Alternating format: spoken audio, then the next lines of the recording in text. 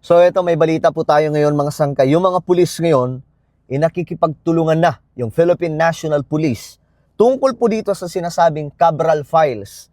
Ganun po kahalaga mga sangkay ang mga files na ito na kailangan po mabusisi ng maayos. Matingnan po talaga para magkaalaman na kung sino po talaga yung mga sangkot dito. Dahil nakakagigil mga sangkay na matagal na po tayong pinaglanakawan itong systematic corruption sa Pilipinas. Ang partida mga sangkaya, DPWH pa lamang po yan. Wala pa po ang ibang mga ahensya. Pag pinag-usapan pa po natin yung iba pang mga ano ng gobyerno natin, mga sangkay, naku po, maluloka kayo, no? Well, pag-usapan po natin ito, anong gagawin ng PNP, mga sangkay, dito sa sinasabi, Cabral Files. Para po tayong nanonood mga sangkay no sa para tayong nanonood sa serye mga sangkay ng mga K-drama na meron pong series, no? Anyway, bago tayo magtuloy-tuloy, sa mga hindi pa po dyan nakakapag-subscribe sa ating YouTube channel, tayo pa ay road to 2 million subscribers na. Parami po tayo ng parami. Kaya naman, ano pang hinihintay ninyo? Makikita nyo po yung subscribe button sa baba ng video na to. I-click nyo lamang po yung subscribe, i-click ang bell, at i-click nyo po yung all. Sa mga nanonood po sa Facebook, syempre guys, i-follow nyo po yung ating Facebook page. Okay, alright guys. This is something nakakabahala, pero nakakatuwa sa kabilang banda mga sangkay. Kasi nga po, malalaman na po natin kung sino talaga yung mga corrupt na mga politiko. Na kahit pa paano mga sangkay ngayon may idea na po tayo kung sino-sino mga ito. Pero mas maganda kung makikita po natin yung Cabral's file. Kasi andun daw po talaga yung mga files na yan, nakalista doon sino yung mga senador, sino yung mga kongresista na naglalagay mga sangkay ng mga insertions. Okay, sa mga hindi pa po dyan nakakapag-subscribe, guys, huwag niyo pong kailimutan. At shoutout po pala sa lahat ng mga solid sangkay ngayon na nanonood. Ngayon, eto na. Ayon sa balita, Philippine National Police nakikipagtulungan na sa Independent Commission for Infrastructure or ICI at Office of the Ombudsman para pabilisin ang pagbusisi sa tinaguriang Cabral Files. Grabe itong mga sangkay, no? Ibang klase itong nangyayari ngayon sa Pilipinas. Para po tayong nanonood talaga ng movie, no? O di kaya parang mga series ng Korean. Dami pong twist, daming pasabog mga sangkay. So ngayon, ito na, magkakaalaman na. Wag lang sana tayo. Wag lang sana madaya tayo itong Cabral Files na to. Kasi ito po ay mahalaga na malaman ng sambayan ng Pilipino. Pero kung dudugain mga sangkay nito, mga buwakang politiko, halimbawa na lang, mga sangkay, nasa ombudsman na. Gagawa sila ng paraan para po masunog yan, mga sangkay. Alam na po natin yan, mga sangkay. Alam na po natin yung kalakaran na ganyan. 'Di ba?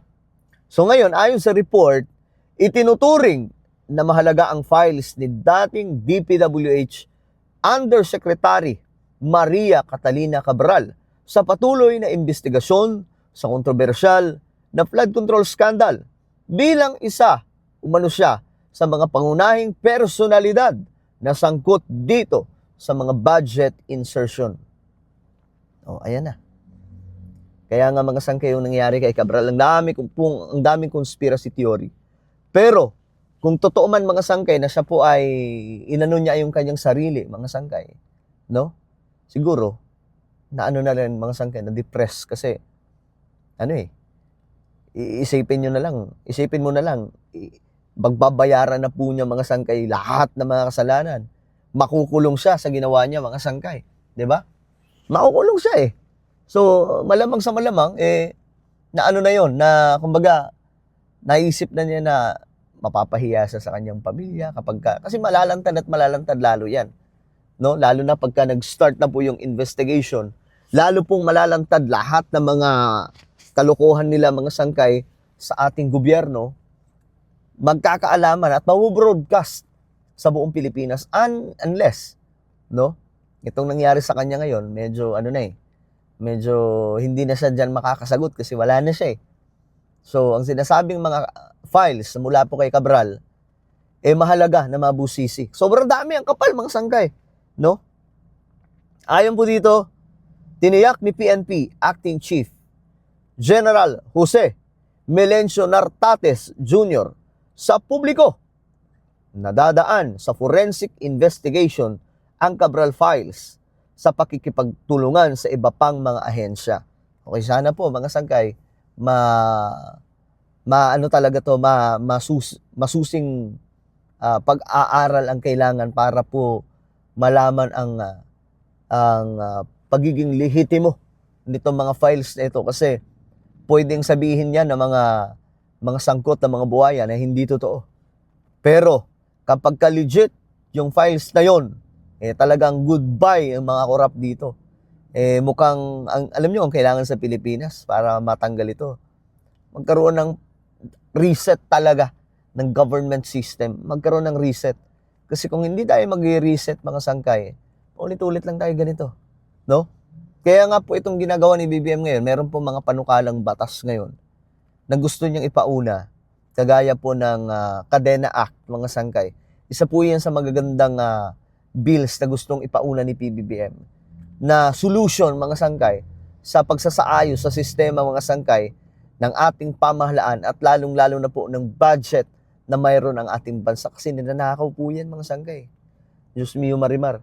Ngayon, eto, sabi dito ni Nartates, the Filipino people have spoken and the message is loud and clear. Truth, transparency, and accountability. Investigative bodies, the Philippine National Police has been assisting all investigative bodies in this effort and in this case. We will be of service again to secure what needs to be secured within the bounds of the law. So ito lamang din po ang aking masasabi sa mga otoridad natin. Huwag po natin pagtakpan kung mayroon man kayong mga kaibigan dyan, huwag po ninyong tatakpan.